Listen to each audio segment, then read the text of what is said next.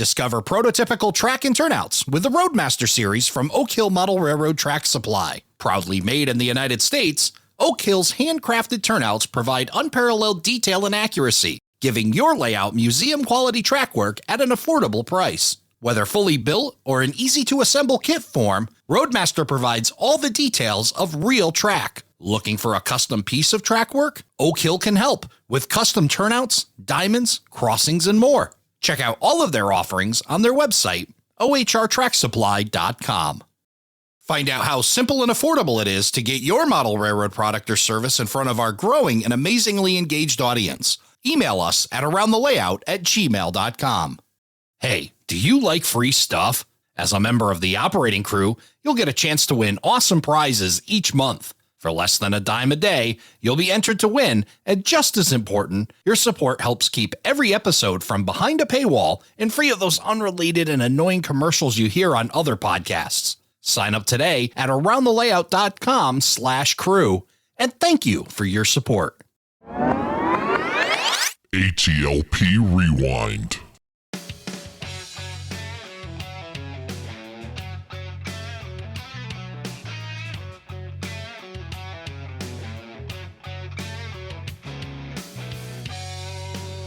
Hello, everybody, and welcome to Around the Layout, where model railroaders come to tell their story. My name is Ray Arnott. So glad you could join us. Joining me on today's episode, Matt Forcum. Matt, welcome to the show. Hey, thanks for having me here. I've been a big fan since the very first episode. One of my absolute favorite things is to listen to other model railroaders talk about their layouts and their journey and stuff. So I'm just really excited to be here today and to be able to join in the conversation. Well, I am really glad to have you here. I appreciate you listening, and it's awesome to be able to have a conversation with you. You've got a lot of great stuff going with your YouTube channel and then your Metaline Falls Railroad that you cover on the YouTube channel. So we've got a lot to talk about in the next hour. So let's get right into it. Tell me, how did you get started in the model railroading hobby? Oh, man. It's kind of interesting. I don't know how interesting it is. We'll find out, I guess. I built my first layout. I think I was a freshman. If memory serves, I was a freshman in high school. And I had displayed an interest in model railroading for a couple of years prior to that. I'm one of these guys that kind of jumps from hobby to hobby fairly quickly. I see something, and I want it. I chase after it. And then I'm really excited for it for about 4 months, and then it goes away. So my parents, I think, wisely didn't let me sort of just go hog wild with a layout in the basement right away. If memory serves, the first thing they did was get me a subscription to Model Railroader magazine. And I think I spent about a year reading Model Railroader, kind of learning, the process of building a layout. I think there was one of the project railroads they had in the magazine at the time that, every month they would kind of show a few extra steps of how they built the layout, and kind of learned through there and through some books that I had rented from the library, how model railroads are built before I actually had an opportunity to build my first model railroad, which was a 4x8 layout. My parents finally gave me a very small corner and kind of an odd shaped area of my basement for me to build a layout. And so I built a 4x8 HO scale layout kind of up against two walls. And that was the worst thing that I could have possibly done, because two sides of this layout was easily accessible, but those back two sides were not. Yeah, 4 feet and 8 feet is a long reach, that's for sure. It is. And yeah. I'm not super big myself, so there was a lot of reaching, and it was too much layout for me for my first layout at that time, and I became very frustrated very quickly, and it didn't get much further than getting track laid down, and I'm not even sure I had all the track in place. I had purchased like a Bachmann, train set. And I think I had another Athearn, a little switcher that I had purchased as well. A couple of box cars or something like that. I didn't get very far before I sort of just gave up, and I just sat there for a while, and my dad finally made me take it down. A couple of years go by, I'm in high school, I'm doing the cars and the girls thing and everything. And eventually I get the bug again. I get really excited about building yet another model railroad. Only this time I was smarter about it. I went N scale, and I built a layout on a small door, like you do, with table legs that that can fold up. on the bottom, and so I can slide it underneath my bed when I'm not working on it. And that layout actually got pretty much done. I got all the scenery done on it, buildings, track, I ballasted. That was a great layout to kind of cut my teeth on, if you will, because it was small enough that I could work on it when I was interested. And then, as my interest moved to different things, I could put it away for a little while and then bring it back out again. Yeah. I actually took that layout with me from Decatur, Illinois to Savannah, Georgia. I shoved it in the back of a 85 Mercury Capri and drove all the way down to Savannah, Georgia with it when I went to college. And it stayed with me in college in the back of a closet. And I pulled out occasionally and run some trains around in circles on it. That's awesome. Yeah. And so that was sort of how things sort of began. When I got through with college, I got out and I was focused on building a career, getting married, having a kid. And so I kind of got out of model railroading for a long while. And I got into other hobbies. I got into, among other things, I got into Lego as an adult. This was like early to mid 2000s. I'm working with Lego and I got a pretty good size collection. And I get the sort of bug for model railroading again, but I still have this like Lego thing going on. So I'm thinking to myself, well, how can I take the two and put them together? I decided I was going to build a Lego model railroad, which at the time, guys who were into Lego were doing a little bit of, they were building locomotives and rail cars and running them around in circles and stuff, but they weren't really taking a lot of the concepts of model railroading, scenery and operations, and you're building a table and you're trying to recreate a whole world as opposed to just a couple of models here and there. I remember, if I was going to do this whole Lego model railroad thing, I needed to give it some grounding because Lego in and of itself is a very sort of whimsical, magical kind of fun thing. And so if I wanted to kind of take some of the world of model railroading and bring it into Lego, I needed some grounding there. So I knew I liked 2-bay covered hoppers and I knew I liked the Pacific Northwest. So I kind of just pulled out a map one day and said, where can I find the cement industry in the Pacific Northwest? And I found a little town called Metaline, I should say. It's pronounced Metaline Falls. I say Metaline in my brain all the time, and then I get corrected occasionally. It's Metaline, not Metaline, but Metaline Falls in Washington State. And it had a little cement industry, and there was a little short line that ran trains up and down the line there.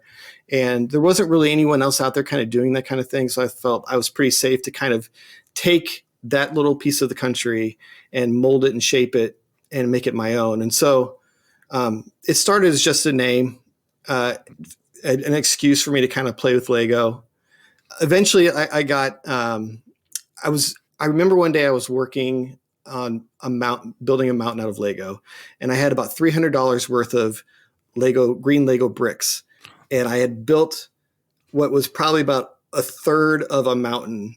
And I was said to myself, I was like, what am I doing? I'm spending all this money on Lego bricks to build something that is not very substantial at all in the grand scheme of things.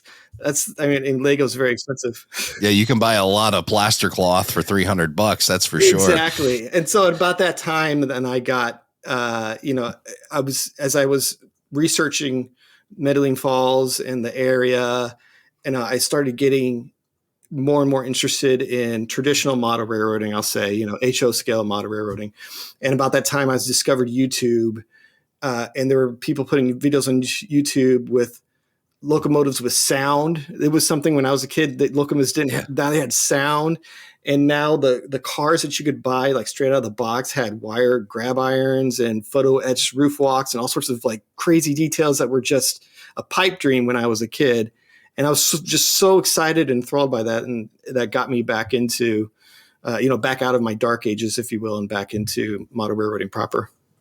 Yeah. Before we get too far away from the Lego Railroad part of your journey, I got some questions because I've seen, I've gone to, Amherst and other shows, and you see, Lego railroads, and it's neat. I mean, a lot of stuff. And I really didn't, one thing that you said kind of kicked in my mind. It's not just the railroad that's Lego. It's like everything on it can be Lego. Yeah. If you're doing it right. So that's a lot of pieces of Lego, but Tell us a little bit more about Lego railroading and kind of what it's like. I mean, how far you got with it, and well, I mean, how does it compare? I mean, model railroading, we talk about track plans and maybe operating it. sure. I mean, how far can you get in the Lego railroad side of things? I compare it quite a bit to like Lionel trains, like old scale Lionel classic toy train kind of feel. They're much larger than an HO scale locomotive.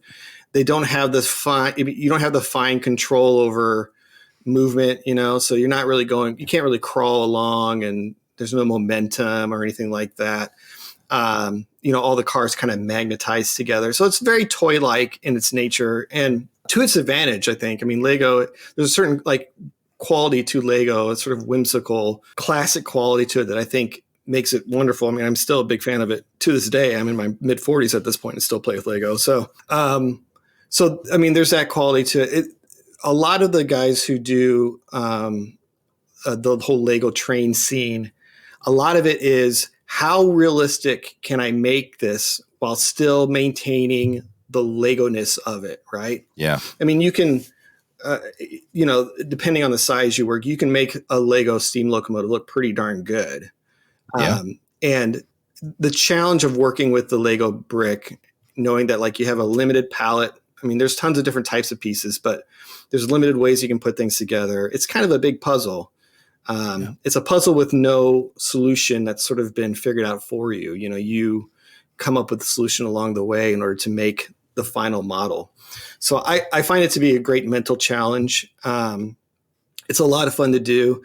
At the end of the day, model railroading is my first hobby. So my greatest hobby. So I do love the more traditional sort of, plaster cloth, and I like getting my hands dirty, and I like the look and feel of HO scale modeling and all that, the realism that comes with that. So it's different, certainly the Lego side of things, but I still consider it model railroading in a lot of ways. It's just a very, very different kind of model railroading. And it seems like that too. I mean, you and I are about the same age. We're in our mid 40s, and boy, Legos have certainly come a far way from when we were younger. I remember getting buckets of them in different colors, and usually had, and then if you needed a shape, you had to steal it out of some kit. I had a Shell gas station or something, and had some round parts, and you could kind of be a little bit more creative with them. But I'm built stuff with Legos, but nothing ever to that extreme. That it's amazing that what can be done with them. And I think it's a great gateway. I mean, especially for kids and even adults that want to build and have that creativity. I mean, certainly Legos is a great place to get in. Mm-hmm. Yeah, absolutely. So let's get back to you're figuring out that $300 worth of green Legos isn't where you want to be with you're building scenery with it. Yeah. So tell us how you get back into the model railroading hobby. Well, I think I think I got to a point where there was a sort of a point of no return. Either I was going to continue down this route of just spending an insane amount of money on Lego to build out this idea of a Lego model railroad, or I was going to really start to explore getting back into HO scale modeling again. And about that time, I think I found Mike Confalone's Woodsville Terminal, which I don't remember if he had been building his larger Allagash Railroad at that time, and the Woodsville Terminal was just a piece of it. But in my mind, at least how it was presented in Model Railroader magazine, it was just a self-contained layout. And it was, if I remember correctly, it was 13 feet long or something like that. It was fairly small, narrow. It was a shelf layout essentially, which was another concept that was fairly new to me at that time. I was used to model railroads being these expansive basement filling empires. And although I had known that a lot of the guys over in England had been doing smaller layouts, I think Ian Rice had done a number of designs for Model Railroader magazine.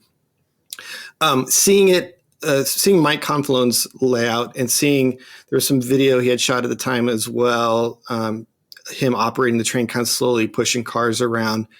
It reminded me of what I had done with the N scale layout, in that it was small and it seemed feasible. It seemed doable. It seemed like something that a guy like me, who is easily distracted by other hobbies, could could achieve something like this. I had a small room. It was about 10 feet by, 8-ish feet, very, very small room in the basement. And I had one wall of that room, which I could dedicate to a small shelf style layout like this. And so I began looking into that side of the hobby, which I'm very, very glad that I did, because I don't know that I would have gotten back into model railroading if in my mind it still was either a very small loop on a door or a giant basement filling empire. When you discover that there's this kind of middle ground where you can still you can model at a very high level of detail and great operations as well,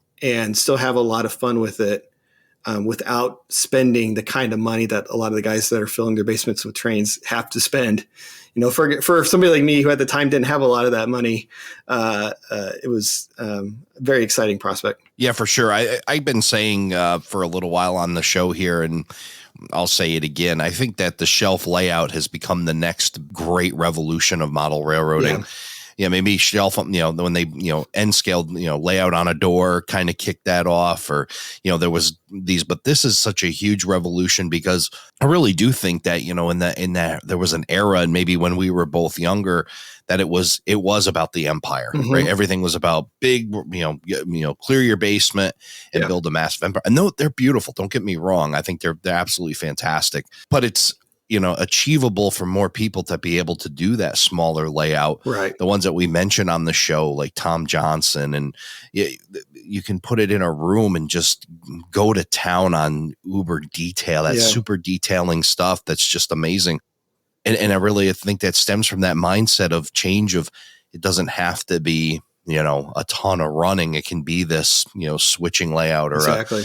These kinds of things. I think it really is. And it just it allows more people the opportunity to walk through the door into our hobby.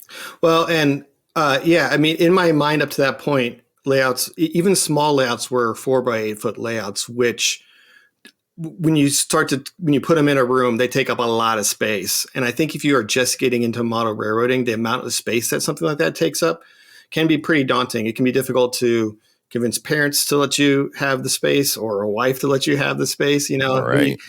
Unless you're going to stick it up against a corner of a wall, which I learned very quickly was not the way to do it, right? You need to be able to have it accessible from multiple sides. So having a shelf layout, something that you could put on bookcases, or, up against that one wall that's not being used in a basement, Right. or, a spare garage, or whatever it might end up being, you can do that and, learn a lot about model railroading along the way, find what you like to do in operations, find what you like to do in scenery, that kind of thing. And then who knows, you might decide, well, hey, I can kind of, expand off this one edge over here onto this other wall. Now I've got an L-shaped model railroad, and hey, maybe I can go on this third wall here. Now it's U-shaped, and eventually you got a basement empire, right? It's but it's you funny. can tackle it a little bit at a time, Exactly. It's like you said, knowing yourself and knowing your why, kind of the Lance Minheim kind of things that we had talked about on that podcast with Lance, and, and like you mentioned, what's achievable for you? Yeah. What is it that you can do? I've got multiple hobbies as well, including the one we're doing right now. Mm-hmm. So, can I right now afford the time with young kids in our mid 40s to try to build a model, a massive model railroad and be realistic about it? Yeah. I know I can't, but I can manage a little shelf layout, and, and I think that's, where a lot of people, I mean, Paul Kassar, my executive producer here at the podcast, he runs the HO Scale Shelf Modelers Group, 16,500 people in that group. And that's just the ones that know about it, right? That's an amazing amount of people that are focused on that shelf layout concept. And I think there's just far many more that have gotten into the hobby on that new idea. Yeah. And I've kept that concept with me.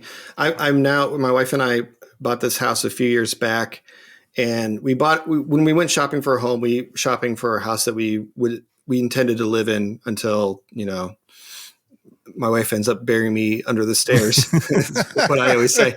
But, and so one of the things on my list was I wanted that basement room so that I could build that model railroad that, I had always sort of dreamed about in my head. And we found this house, had a pretty a very large pre-finished basement space that was about 14 by about 40 feet. And the first thing I did was I cut that space in half. I built a wall down the middle because I didn't want all of that space sort of, you're putting a regulation on yourself like your parents did, exactly. aren't you? By putting a wall up. Yeah. I know my limitations, and I know what I want to achieve with model railroading. If I had all that space, it would be far less likely that I'd be able to achieve that. So the first thing I did was cut that space in half. And it's like, nope, this is the space I'm going to work with. And these are the constraints I'm putting on myself to make sure that I would be able to eventually achieve someday, as slowly as I start to, continue to work on it, achieve what my goals are for the layout. Yeah. That's a nice piece of room anyway. I mean, you've got a nice space and, finished. I mean, with no folks that can't see the video, obviously here an audio podcast, but I can see in there, you've got a nice drop ceiling and, things are finished in there, which is always nice to see in a layout room. Yeah. Yeah. It is nice. It keeps dust off the layout, and it makes it nice to work in, at the end of a long, hard work day, it can come down to a space that feels nice to be in. And so, yeah, I definitely like that part of it. Nice. So you move into your forever home. How quickly is the track plan in your head? Well, it's funny. If you take a look at some of the early videos about this particular layout, I had taken that little shelf layout that I had built in the other house and put it into this basement. I had built it in a couple of sections so I could pull it apart and move it one day. That was the intention. And I put it in this basement, and I was just going to kind of maybe rework the staging a little bit so that it would fit within the space that I had built for myself, and kind of just let it go and see what happens and expand it from there. And I got it in the basement and got up against the wall, and I said, well, you know what? If I was building it for this space, I probably wouldn't have put the main line towards the back. I would have brought it towards the front.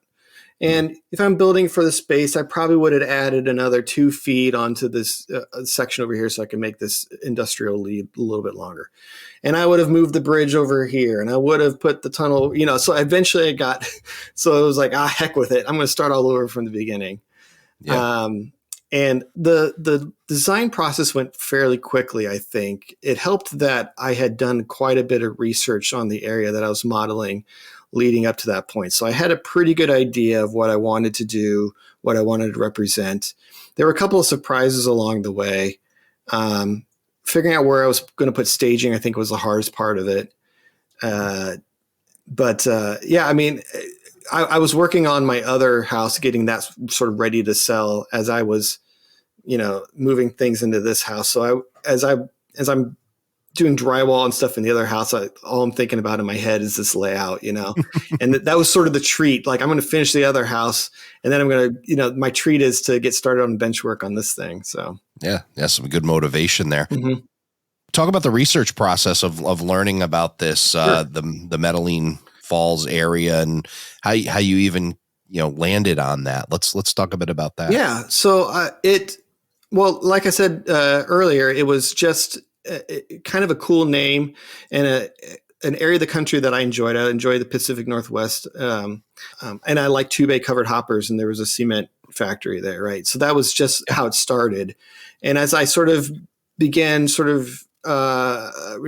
learning a little bit more about the area, there is a short line that runs there called the Pondere Valley Railroad.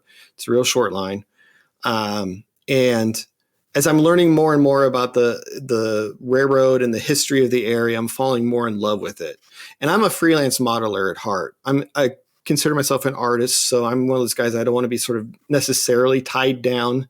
I don't want to have to necessarily feel like, I'm going to, I have to model the yard in this way because this is what the real railroad does. I have to do operations this way because this is what the real railroad does. Right. I like logo design, so I wanted to have my own logo. I wanted to run the locomotives I wanted to run. I wanted to run the cars I want to run. So I have that sort of freelancer spirit.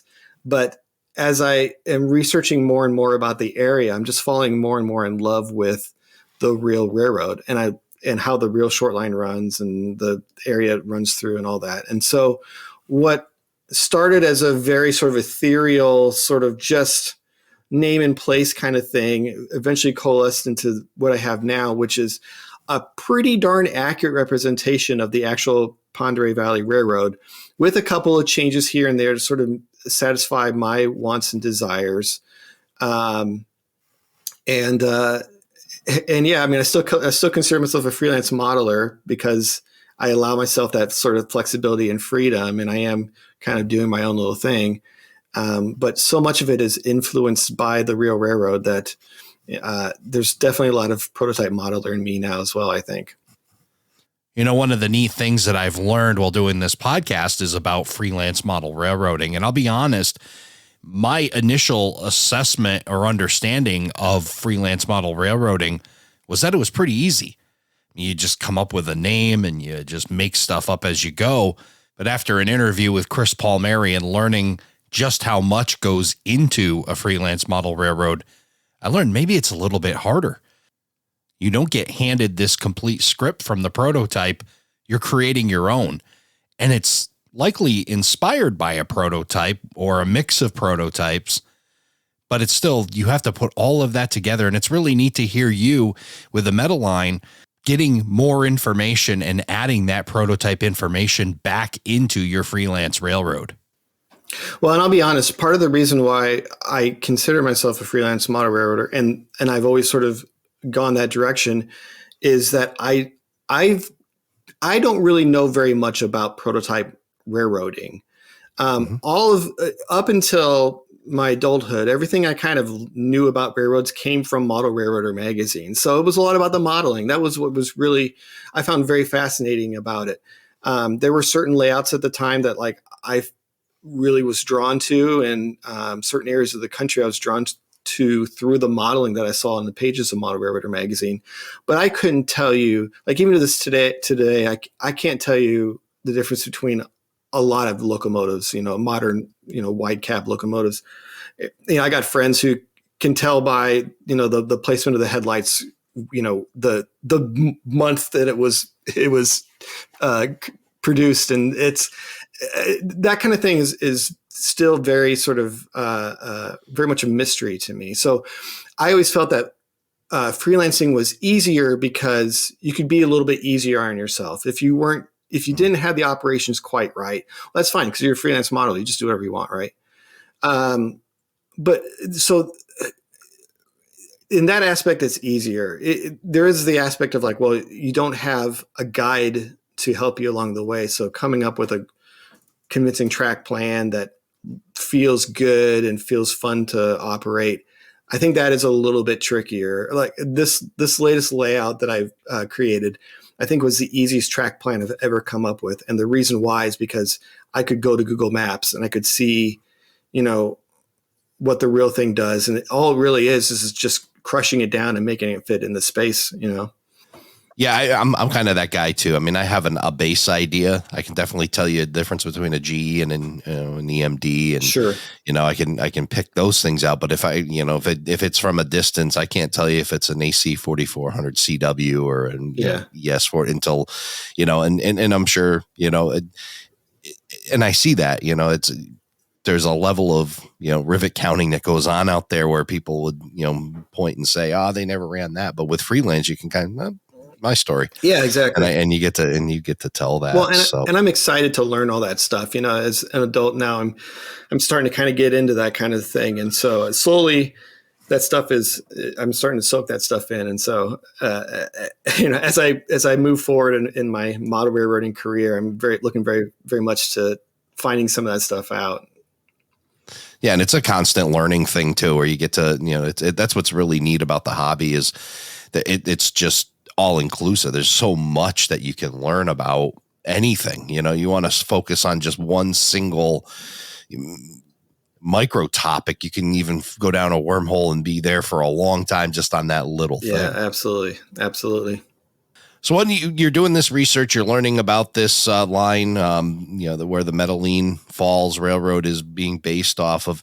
What were some of the things that kind of surprised you as you were doing your research?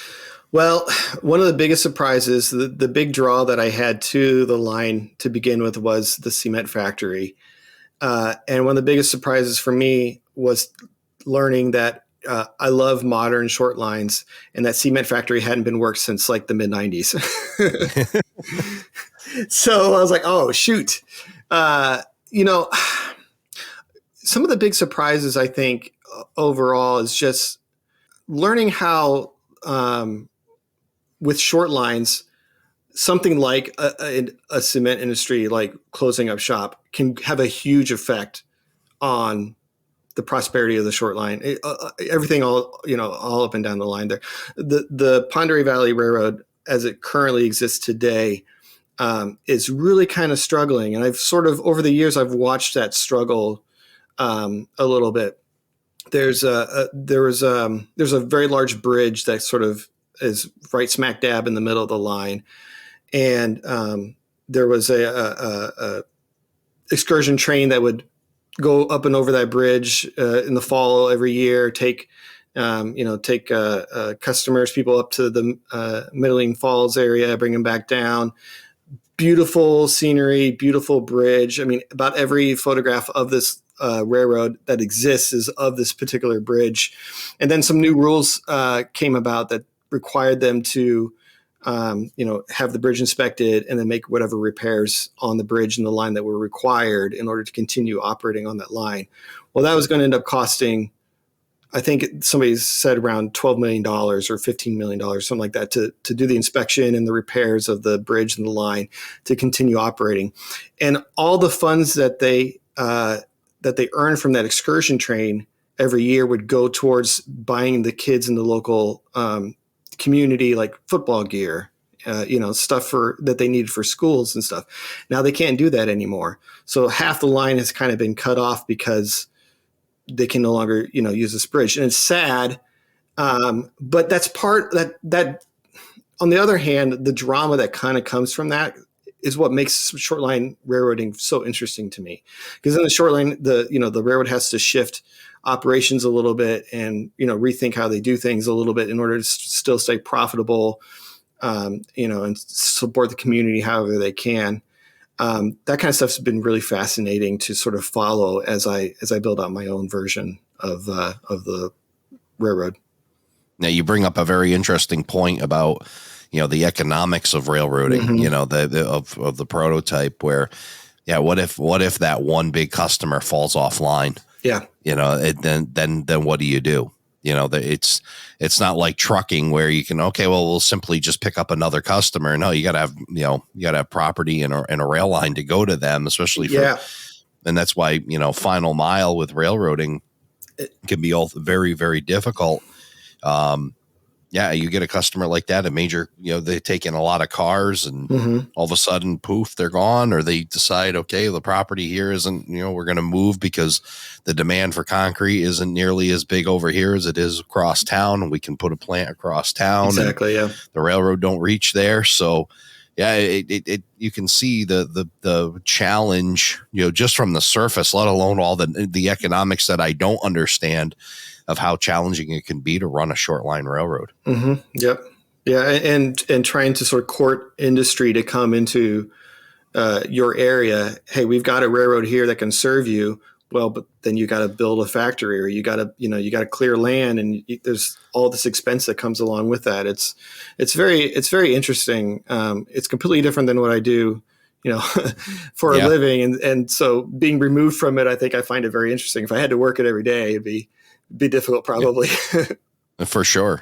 But it definitely is a neat thing to learn about. Sure. So for your railroad, are you kind of protesting and keeping the cement plant open? Absolutely. So I am modeling the year 2016, which is the final year that the bridge was open.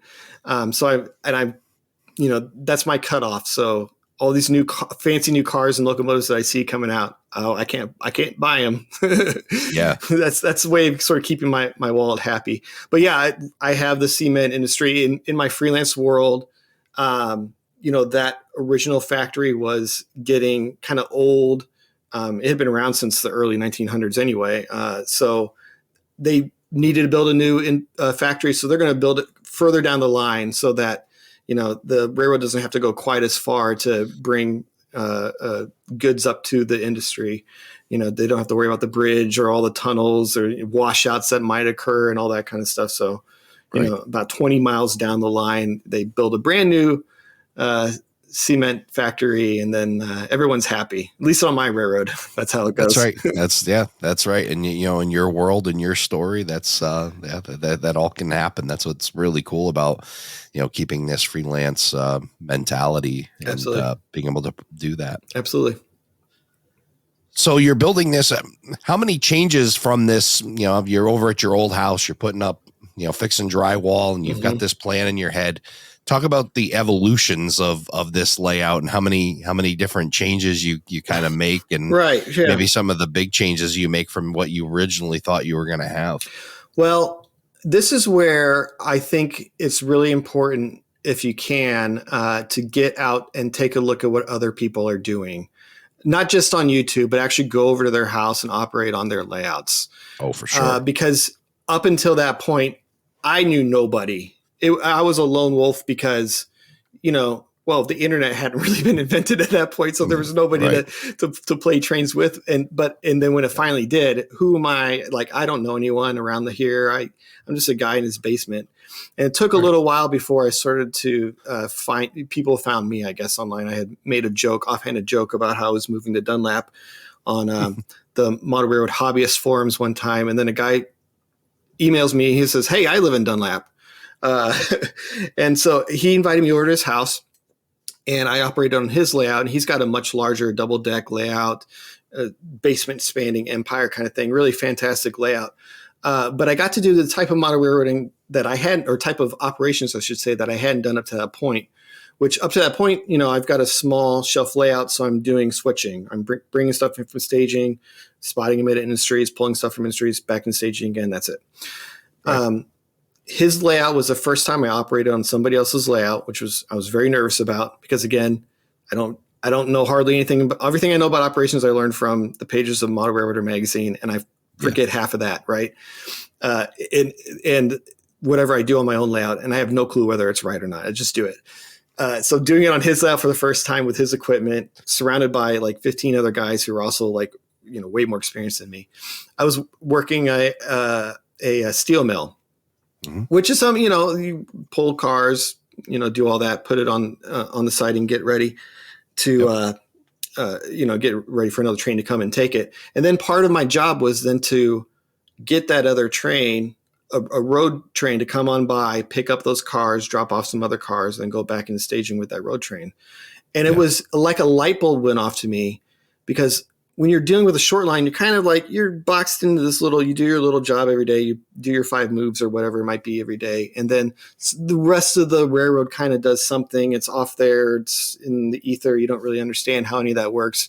Cars go away, cars come back, that kind of thing. But to actually have a train come from staging to pick up the work that you had just done and then go back again as if it's taking it somewhere else, that was a huge light bulb moment for me. And I knew that at that point I had to include that in my own layout. So I made sure that the interchange at Sandpoint was there, so I had a place to drop off cars, and then to bring a train from staging to grab those cars, leave more cars at the interchange, go back into staging. And so it just brought more of the rest of the world into my layout room than I was originally anticipating. And by, you know, it's not complicating the operation experience too much, but it's bringing in yard operations, it's bringing in, you know, classifying cars and that kind of thing as well. So it's bringing in a lot of opportunities that I just wouldn't have even considered had I not gotten out of my basement and gone to somebody else's house and tried out something new on their layout. Yeah, by doing that, you're completing the loop, right? You're exactly, you know, giving your railroad purpose. Now it's not just moving this car back and forth or moving it to the end and then it's doing what the railroad does. It moves commodities, you know, from place to place. And by adding that staging, by adding that yard, and now you've got some classification going on. That definitely gives it more purpose, and certainly opens up for many more operating opportunities. Yeah, absolutely. Yeah, it as I operate the layout now, like half of an operating session is just grabbing those cars, putting the other cars out, and then classifying those and getting ready to do, you know, the work of the short line at that point. So definitely expands upon it.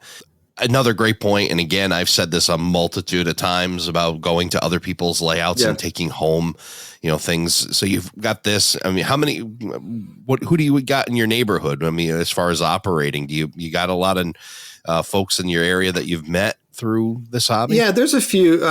So Alan Setkamp, who you had on a previous episode, I've operated on his layout more than I've operated on my own at this point. He's been really good mentor as far as learning operations and stuff goes. Isaac Fabris, who's a guy whose name apparently comes up, it seems, every episode. Isaac. Yeah. I love him so much because he's been. I will tend to put off getting something done because I'm afraid to just jump in there and screw it up. And he's the guy that says, it's fine, screw it up, I'll fix it for you. Like, awesome. So he's been really helpful for me as far as keeping me moving on the layout.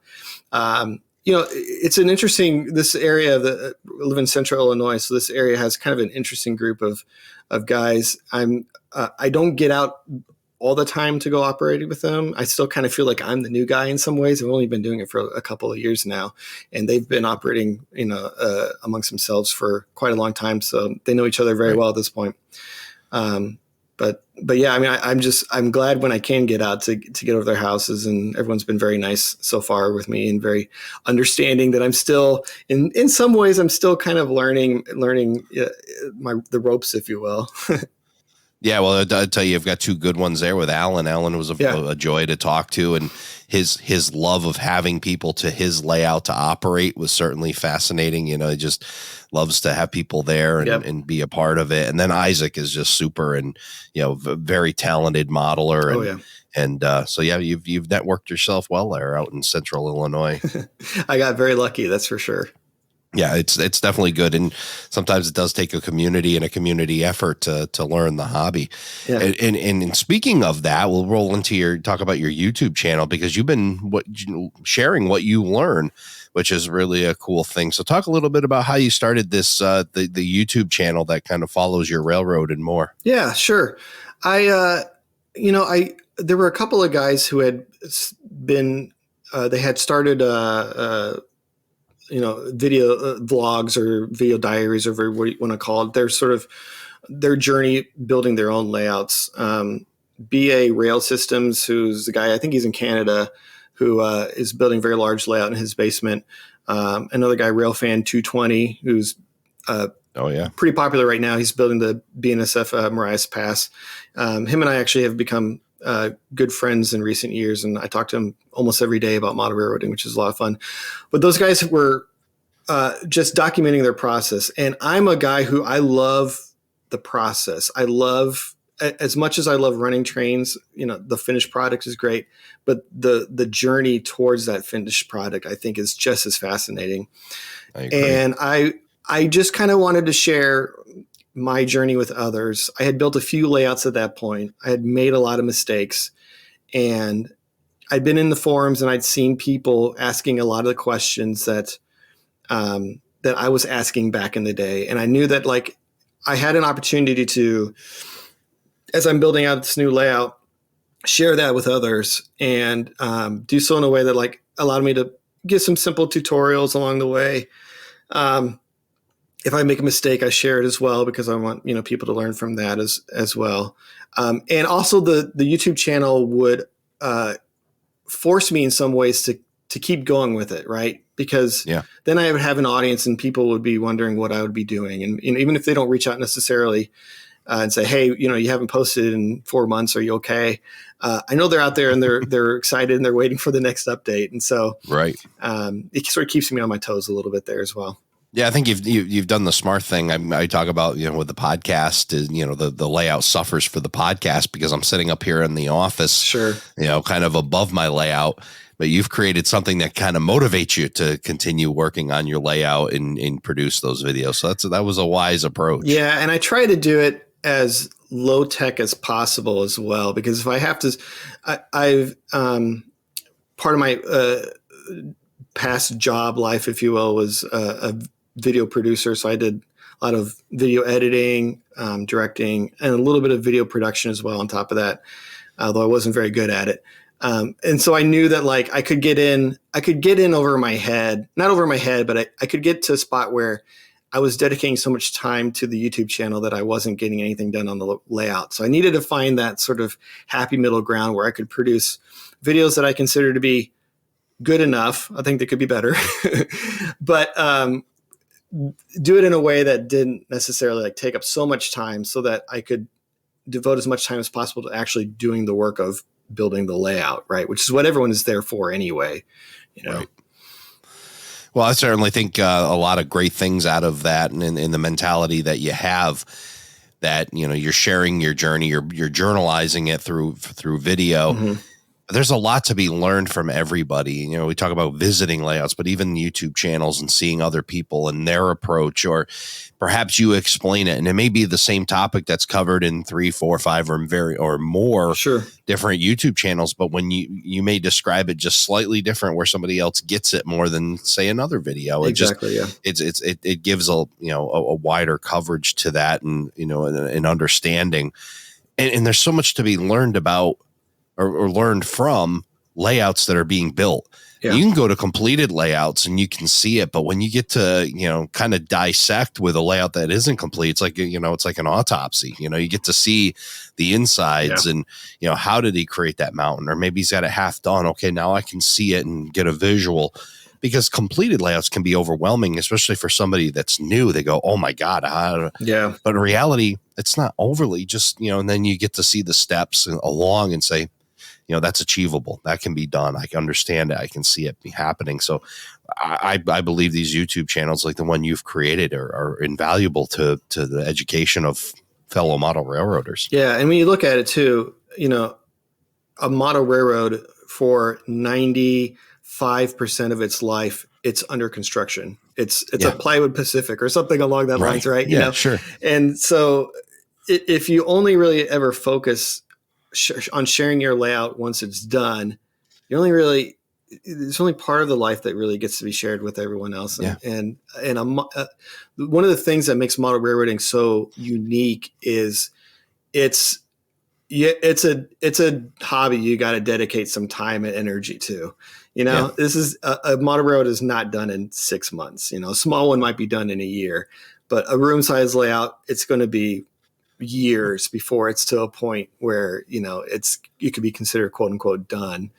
Model railroads are never really done, but and so if you don't bother sharing that with people, there's a large part of the hobby that is just not being shared, you know. Yeah, you're robbing us of the chance to get to see it, you know. So share it out, for sure. So also on this channel, and you know, it's MFR or MFRailroad on YouTube. Yep. 84 videos as of my last count. Maybe you've put up a few more because these are maybe a week or two old notes. Your layout updates up there. You've done some how-to videos that are really nice. You showed about your panels and how you made those, which was really cool. I love that clean finish stuff, the panels that look real nice, and you know, and you've done an excellent job, and you've shown how to do that. You've done some product reviews. You've been doing some live workbench work sessions, which have been really fun to watch and get to see you do things and learn from that. And then one thing you've done that's been, I call this pretty brave, is you've got these videos called your Rail Ramblin, and I listened to at least one, and we won't go into the topic, but I mean, because you definitely should go to his channel and listen to these. But one thing I credit you for, it takes a lot of bravery to put out an opinion about model railroading, because I think we're all very opinionated people in this hobby. And it takes a high level of bravery. And what's nice to see, and hopefully, you know, it's not you don't have to overly moderate to get this, is that good, friendly, debatable discussion without going too far over the edge.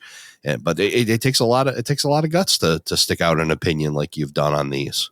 Yeah, I want to get more into that than I have. I sort of dropped off of that for a little while. I started doing it because I was early in the construction process, and all I really had was a bunch of wood to show off. Here's some wood this week, and then next week I put some more wood up. You know, so I needed something else to sort of fill out the channel a little bit, and I like reading discussions, but I also like hearing people discuss things. You know, I love Model Railroad podcasts because of that. And I think there's a lot. I think there's a lot to this hobby, and there's a lot of fascinating topics. And I don't know that I've ever gotten too taboo with anything that I discussed, but there's a lot of like questions that I would have had early on, or if I was just getting in the hobby for the very first time now, that I might have questions about, do I really need to spend, $50 on a car or $300 on a locomotive? Do I really need to do that? The answer is, of course, not. But the answer is, maybe, right? Depending on what you want. And I think that could be a question that would be, I could see myself being the kind of person that would be hesitant to ask a question like that, not knowing much about the hobby, afraid of what the answer might be. Because frankly, sometimes people are not too kind with their answers and stuff. So I want to be able to discuss that from my perspective in a way that kind of gives people a little more information. It's kind of, kind of interesting at the same time. I think one of the things this keeps coming back in my head, and I think I mentioned it on the podcast with Lucy Dormont that just released in Tony Cook. We did a What's Happening in Model Railroading, and if you haven't heard that, go back and listen. But we were talking about, and I kind of joked, I get that Sammy Hagar song stuck in my head, "There's Only One Way to Rock," which was completely wrong. There's about 1,000 ways to rock. And he could write a song that, there's only one way to model railroad, and he'd be wrong too. It's like there's thousands of ways to model railroad. And keeping that open mind, and as people explore the hobby and learn their niche in the hobby, to kind of have that open-mindedness to say, what they're doing isn't wrong. It may not be right for you, but it's definitely not wrong. And allowing them to find what they really love about railroading and model railroading. Yeah, we do take this hobby very, very seriously as model railroaders, and for good reason. It is a hobby that is almost a lifestyle in some ways, because progress on a model railroad generally takes years, and it takes lots of research and dedication and time, and just learning new skills along the way. And so we all, at the end of the day, we get opinions, and we get very opinionated because of it. And when we see somebody doing something slightly different than how we would do it, we tend to let them know pretty darn quick, right? Yeah. And I think that's something we have to keep in mind as we go forward, as we are looking to bring more people into this hobby. That we were all there once, right? We all had our Bachmann train sets that we had slapped on a piece of plywood and stuck in the corner of our basement so we couldn't reach the backside of it. We all did that at one time. We just have to keep that in mind as we are looking to help others as well. As I said before, they don't put Master Model Railroader on your birth certificate. It's a learned process that takes time, and a lot of people have had humble beginnings, and you just got to remember those humble beginnings and be able to be a good representative of the hobby. Yeah, absolutely. So let's talk about something that you've created here, and in part of your videos, you created this software here. Why don't you tell us about Ops Buddy? Yeah. So Ops Buddy came about. I had finally, after kind of years of slowly working on this layout, gotten to a point where I could actually bring somebody else into the basement and then start operating on the layout itself. And up until that point, I had kind of just pushed cars around the layout a little bit. My layout runs in a big circle, so I'd run cars in circles, or run trains in circles all the time. My son, who's 3 years old, he'd come down here with me and stand on a chair and watch trains run in circles. And I had the plan of what I wanted the layout to do from the very beginning as I, put together the track plan. And it just took a while to kind of get to that point. So here I am. I'm getting ready to have my first op session, and I'm working with a couple of the bigger pieces of switchless software out there. I'll just say it, JMRI and the switchless app for Mac. And they're great. They're great pieces of software. I just couldn't get it to work for myself. And, I'm not like really super great with computers. I hold my own. I mean, I work on computers for a living, but they can be kind of frustrating, especially when I'm looking to get something done. And I'm working with the program. I'm working with it. I'm on the forums. I'm on the Facebook pages. I'm not finding the answers, or I'm slowly getting some success, but then I'm sort of falling off the wagon in other areas. And it just got to the point where it's like, man, like I almost feel like I could just do this myself and have better results. So I started looking into like, well, how can I, because what I'm wanting to do is not too super difficult. It's just, so what happened was because I have a smaller layout, I have fewer industries. I have 5 industries total. Right. I have very few spurs that I'm going to be putting cars on or taking cars off. There's the complication of the interchange yard and the classifying of the cars and stuff that comes along with it. But like, honestly, it's a pretty small layout. And what I want from this layout is I want it to feel fresh every time I pick up the throttle. Because I don't have a big, complicated thing that's happening here. It's pretty small, pretty straightforward. There's an opportunity to for it to become stale if I'm just kind of doing the same thing over and over again. It's something that I ran into with my last shelf layout that I had in my old house. And so I wanted that randomness kind of to occur on my layout. And I just wasn't getting the kind of randomness I wanted from those other programs. It was just, sometimes it would work right. And then sometimes something really bizarre would happen. And, if there's one part of a small layout that's not jiving 100%, it can really kind of throw off an operating session. Sure. So what I ended up doing was, and I don't want to talk this up as if like I created like a whole piece of software. Essentially, I just took a spreadsheet application called Google Sheets, and I put together a couple of tools within the spreadsheet that worked really well for me. That's really simple to use, and because it's not a piece of software, it's very flexible. So another modeler can take what I did and adjust it, take a look at what I did, take a look at how it works for my layout, and then see how, I can make this work on my layout if I adjust this here and here in this way. There's a couple of modelers that are actually doing that right now with the tool, making those adjustments for themselves. So it's really just a couple of simple tools. There's what's called a roll table, which is kind of a list of scenarios that can possibly happen for each industry. List of numbers assigned to those scenarios, and you roll a dice, either virtual or I like to roll a physical dice. And then depending on the results, that's what's going to happen with that particular industry on your operating session. And you can fine tune that for your own layout. So if you have an industry, you want to work approximately a third of the time, right? And then 2/3 of the time that industry doesn't get worked, you can make those adjustments by hand, by punching in the numbers that you want to assign the probability that dice roll will result in you working in that industry. And then you can dive down deeper from there and, well, what kind of cars am I going to deliver? Which tracks get filled, or, that kind of thing. And then the second part of that comes from a similar tool that a guy by the name of Bill Neely had created and shown off in the pages of Model Railroader magazine. And essentially what that was just cells in this spreadsheet where all your industries exist, all your cars exist within these cells. And you can just drag and drop cars from an industry spot onto your switch list.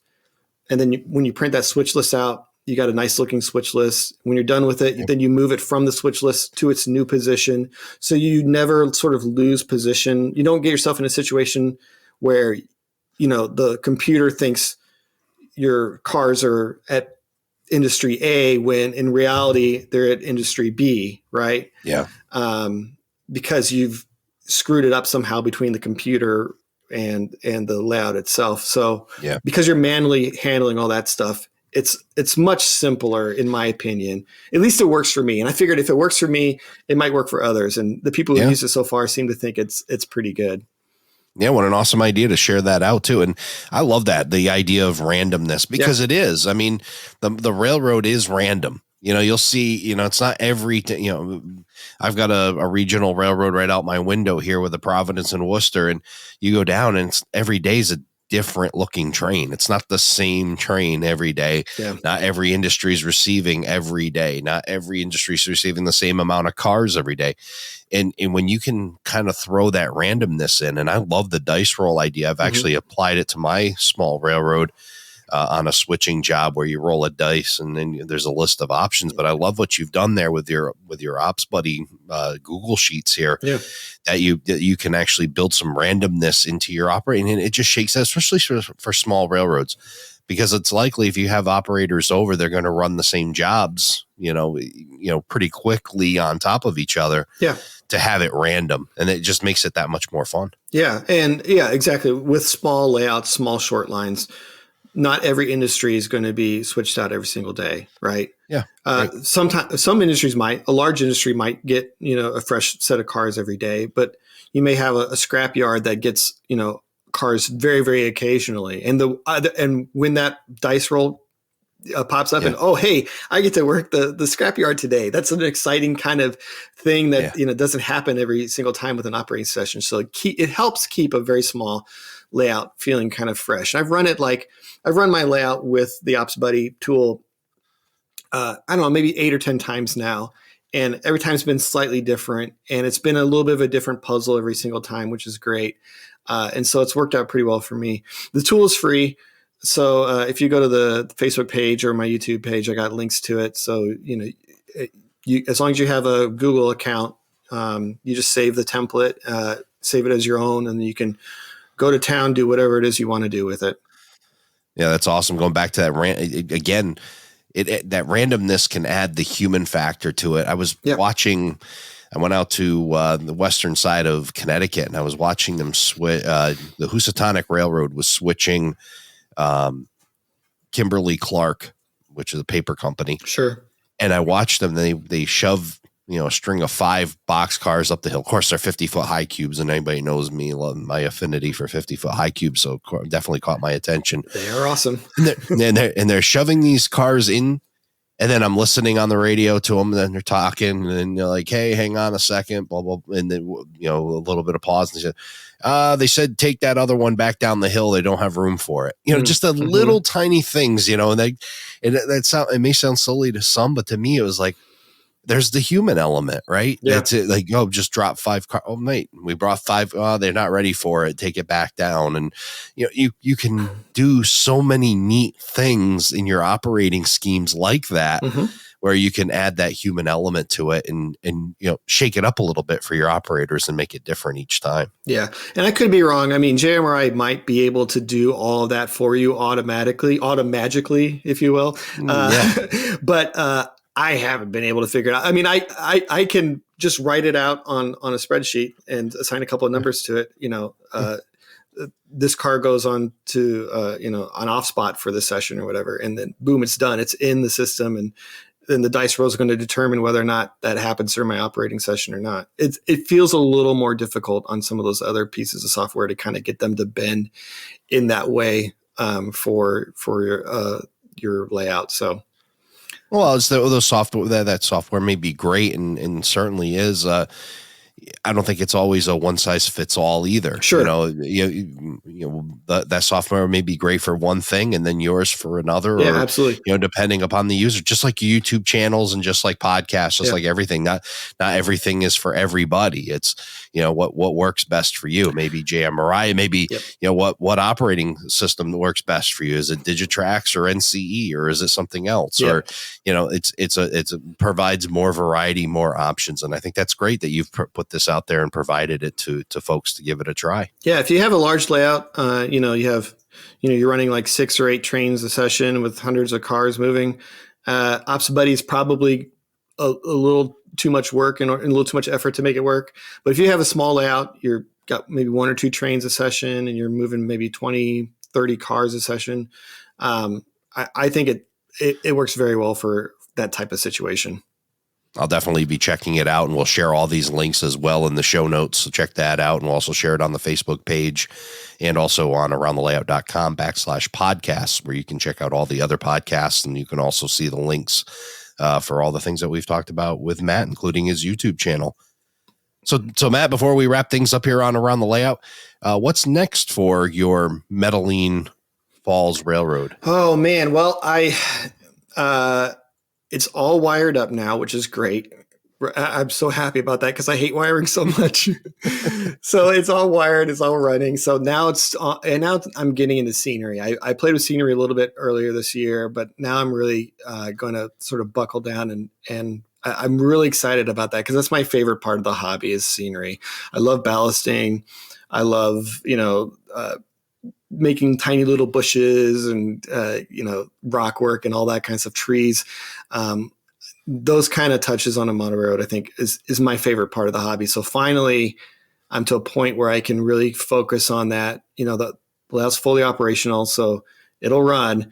Now I got to make it look good. And so I'm really excited to do that. I'm going to start doing a lot more live work sessions as well. I kind of built myself a little setup so I can easily kind of move the computer and the camera around the room and stuff. So wherever I'm working, I can have a camera kind of there and sharing that with others. The live work sessions really kind of help motivate me and keep me going. So as I get scenery going, I'm going to be doing those live sessions, looking to do a lot more how-to videos along the way as well. So yeah, that's my plan. Awesome. Well, we certainly appreciate you sharing all that with us. And there's certainly a lot to learn as you, share your journey along with us and you journal it in video form. And thank you for taking us along that ride. And thank you for joining me tonight. It's been a pleasure to talk with you and learn your model railroading journey and looking forward to seeing what you got in store next. Yeah. Thanks so much. It's been a lot of fun. Thank you for joining us for this episode of Around the Layout. Learn more about today's episode, check out past shows, and much more on our website, aroundthelayout.com. Show your support by becoming an operating crew member at aroundthelayout.com/crew. Follow us on social media, aroundthelayout.com/social. And send us your feedback, aroundthelayout@gmail.com. Thanks for hanging out with us around the layout.